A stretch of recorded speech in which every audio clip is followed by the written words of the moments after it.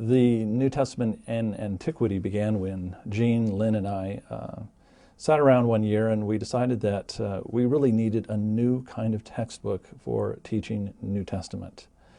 Together we represent 50 years of teaching experience, and when we surveyed the range of textbooks that were available to us, we felt that perhaps we could work together to create a new kind of textbook for a new generation. So as we worked on the textbook, we had three targets in mind.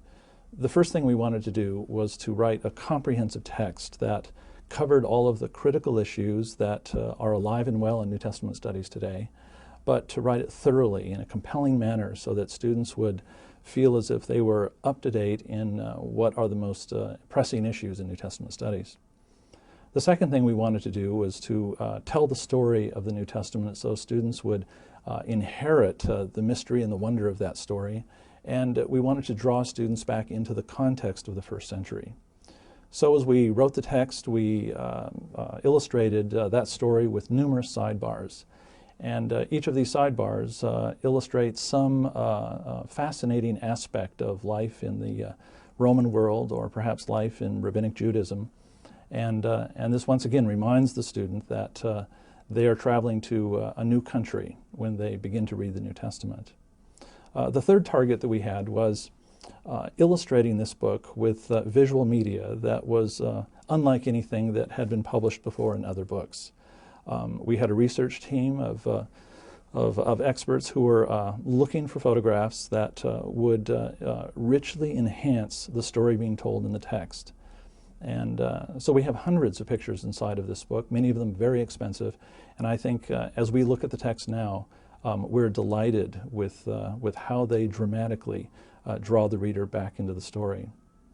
When the entire package comes together, we're hoping that we have created something new and dramatic here. Visual media, a well-written text, a rich discussion of context. All of this together will bring students into the world of the New Testament in a way they'll find compelling, engaging, and comprehensive. One of the things we noticed when we began to study surveys of the New Testament is that on the one hand, we discovered there was a range of textbooks that tended to be relatively simple in their presentation. They did not invite students to grapple with some of the complexities.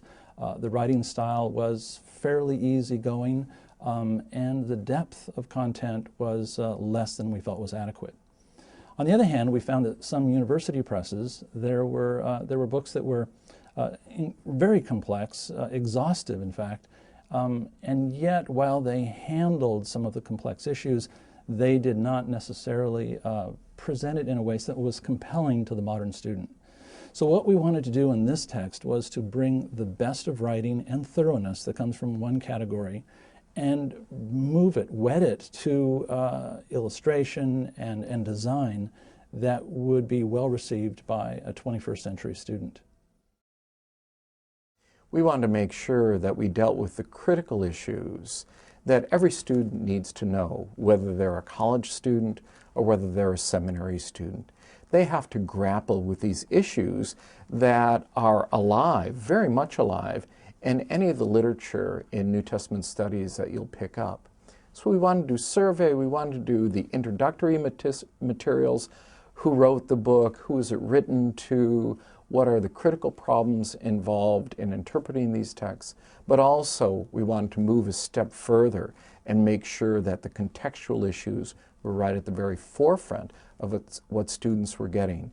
And we do this in two different ways. We make sure that students know the context through taking a look at the ancient texts. So Paul and Peter, for example, will talk about male-female relationships, husband-wife relationships, and then we'll have a sidebar from Plutarch in his advice to the bride and groom, which will help the student know how people at that time were thinking about husband-wife relationships. We want to make sure the student has right on the page the contextual information that they need to help make the biblical text come alive in their hands. We also wanted to make sure we had the visual part very, very close to the discussions about interpretive problems. So if we're talking about the way that the emperor was worshipped as a god and the imperial cult was prominent throughout the Mediterranean world, we also wanted to put a picture there of what an imperial temple looked like. When we talk about sacrifice, a key issue in 1 Corinthians 8 through 10, and the problem in the Corinthian church on whether somebody should eat meats offered to idols, we wanted to give the students a picture of what a sacrificial scene was all about. So we do survey, we do introductory issues, and we also do contextual issues all the way through the text. Gary, Jean, and I thought a lot about how a student approaches the material, and we wanted to structure our chapters to make them accessible and readable, but with things that set them up in ways that the students could remember the material, that discussions could be built from the material.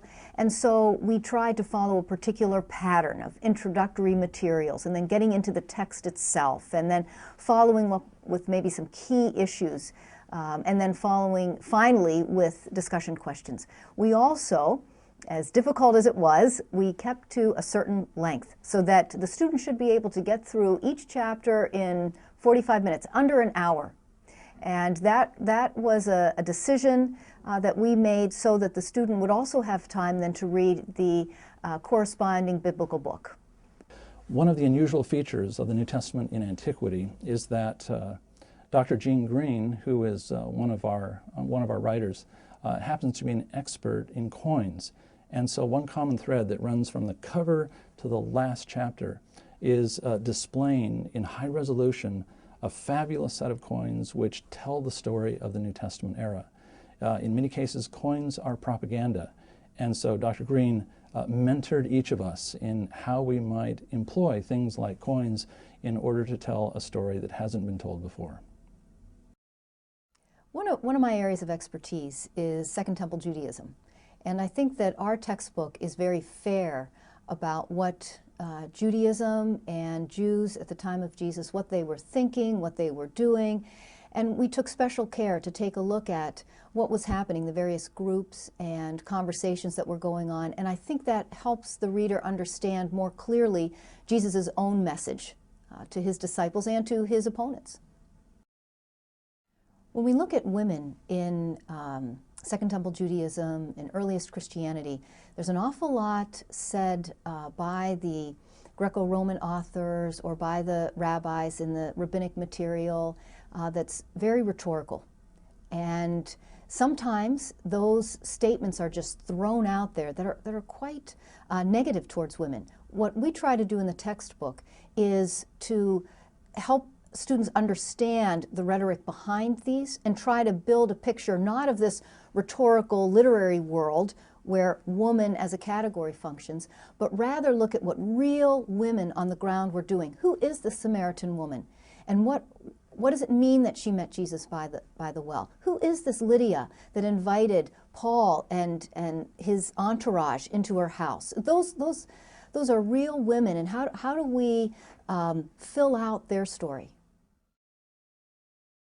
One of the things that Gary, Lynn, and I bring to this project is that each one of us has had significant international experience. Gary went to school in Lebanon, and he continues to have very deep interactions with Arabic Christians. Lynn taught for years in Nairobi, Kenya, at a graduate school there. She taught New Testament, and she knows the African context, the African reality. I spent 13 years teaching in Latin America, and each one of us knows what it means to learn another culture, to see through another person's eyes, to sit down and try to figure out what's going on in another world. And we found out that that skill of reading culture, of trying to hear the other who is so different in terms of their dress and culture and language, try to enter into their world, is a very same type of process that we have to go through in interpreting the biblical texts.